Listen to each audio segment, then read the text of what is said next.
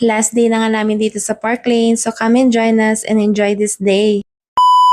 Kapag happy ka at nag-i-enjoy ka talaga, ang bilis ng panahon at ang bilis ng oras. Super happy kami mag-asawa dahil na-enjoy talaga namin ang vacation namin dito sa Bohol. And we made so much great memories, pero back to reality na talaga tayo. And syempre dahil nagawa na namin ang mga naplano naming activities dito sa Anda, kaya chillax na lang kami that day. And ayan nga, early morning, in-enjoy namin ni ate ko ang maligo sa dagat at mag-bonding. And after namin mag-bonding ni ate sa beach, nagutom na kami at nag-breakfast na. And dahil nga from 7 a.m. to 10 a.m. ang breakfast nila, nagmadali na rin kami kasi nga 9:30 kami umahon sa dagat. Alam ko guys, na-tour ko na kayo dito sa breakfast selection nila. Pero sa mga hindi pa nga nakapanood ng vlog ko, sobrang dami nilang selection dito sa brunch nila. Ayan, may lomi sila. May 2 types of noodles kang pagpipilian. Pwede ka rin magpaluto ng omelette or scrambled eggs or any type of egg na gusto mo. Basta meron silang Filipino and Western breakfast dito. And after namin mag-brunch, nag-continue bonding kami ni ate sa pool. And later on, kami naman na Mr. ang nagpunta dito. Ang sabi nga niya, dahil last day na namin, at medyo calm ang water, ito nag-snorkeling kami at ayan nga, may nakuha nga siyang shell. Pero pinatapan ko nga kasi ayokong hawakan dahil may sinan nga sa akin ng ate ko na mga shells na poisonous na kapag hinawakan mo, pwede mo nga daw ikamatay. And dahil nga sa 2 weeks na in-stay namin dito sa Park Lane, hindi pa namin na-walk around ang front beach nila. So ayan, this is the time nga na namulot kami ng mga seashells. Ninamnam namin ng moment na ito na nga yung last day namin dito. Nagkuha ng maraming pictures. Nagbaybay na rin kami sa dagat na yan. And ayan nga yung mga seashells na napulot namin. And ayan na rin yung mga photos na nakuha namin mag-asawa. And later that afternoon, sa Anda Beach kami napunta para mag-supper. So ayun lang naman mga naging ganap that day. Sana nag-enjoy kayo sa panonood. And samahan nyo kami bumalik sa Panglao kinabukasan. Hanggang sa susunod, bye!